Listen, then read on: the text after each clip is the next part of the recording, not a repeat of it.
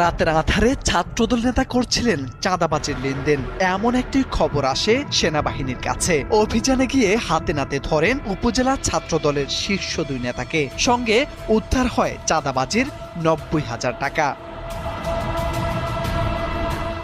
অরূপ চৌধুরী নামে এক ব্যক্তিকে আটক রেখে 1.5 লাখ টাকা চাঁদা দাবি করা হয়। চক্রের নেতৃত্বে ছিলেন হবিগঞ্জের মাধবপুর উপজেলা ছাত্র দলের সদস্য সচিব জামিল চৌধুরী। খবর পেয়ে সেনা সদস্যরা মধ্যরাতেই অভিযান চালিয়ে হাতে নাতে ধরেন জামিল চৌধুরী ও তার সহযোগী ছাত্রদল নেতা মোনায়েম খানকে। পালিয়ে যান চক্রের আরও 3 জন ছাত্রদল নেতা।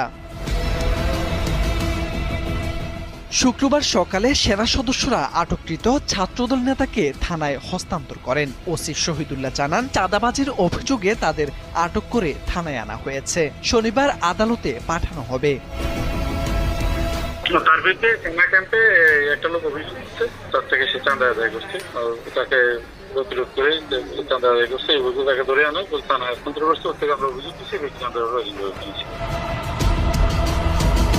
জেলা ছাত্রদলের সভাপতি শাহ রাজীব আহমেদ রিঙ্গন জানিয়েছেন, ব্যক্তিগত অপরাধের দায় নেবে না সংগঠন। জামিলের বিরুদ্ধে সাংগঠনিক ব্যবস্থা নেওয়া হবে। আমাদের বক্তব্য স্পষ্ট যে কোনো ব্যক্তি দায় সংগঠন নেবে না। যদি আমরা এটার সাথে সংশ্লিষ্ট পাই, ঠিক আছে, টিম সংশ্লিষ্ট পাই, আমরা খুব দ্রুত সমাজের সাংগঠনিক ব্যবস্থা নিতে পারবো। হাতে নাতে ধরা পড়া টাকা, আর সেই টাকার সঙ্গে ধরা পড়ল একজন রাজনৈতিক নেতার মুখোশ, যে মুখ একসময় সংগঠনের নেতৃত্বে ছিল। আজ সে মুখ সংগঠনের জন্য কলঙ্কের কারণ। মোরশেদ আলম, সময়ের আলো।